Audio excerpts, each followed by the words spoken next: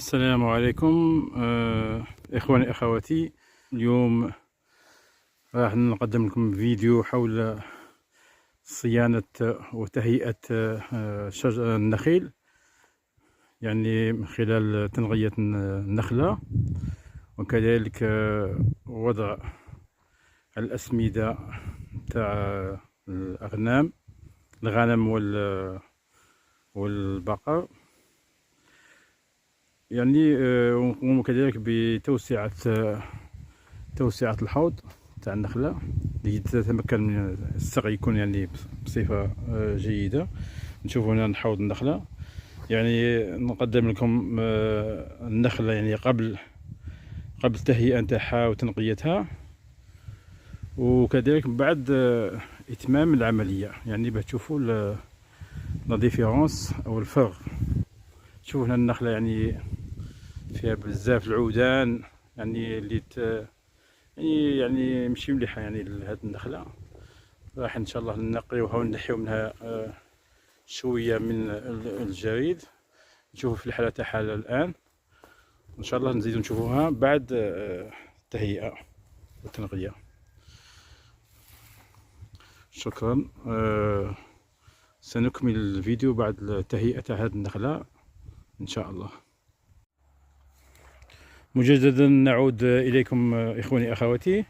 نشوف الآن تهيئة تاع الحوض، وكذلك وضع الأسمدة العضوية.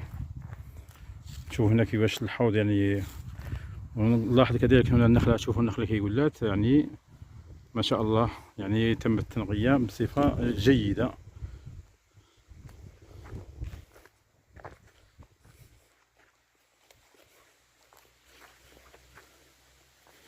نلاحظ هنا كذلك حفاظ على جذع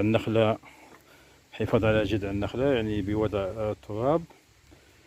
ونشوف هنا النخلة ما شاء الله، يعني قمنا بتنقيتها وتوسعة الأحواض. شوف هنا الأحواض، توسعة الأحواض يعني، ووضع السماد العضوي.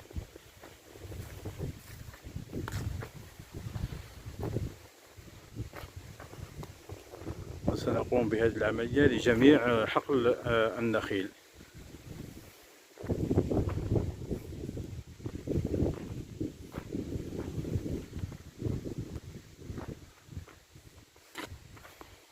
وتوسعة الحوض يعني هي شيء مهم للنخلة، يعني باش تتمكن لأن جذور النخلة يعني تمشي يعني على الجذع عدة أمتار، يعني بحيث عملية السقي والأكل يعني تكون جيدة، وإن شاء الله تكون الغلة كذلك وفيرة وذات نوعية.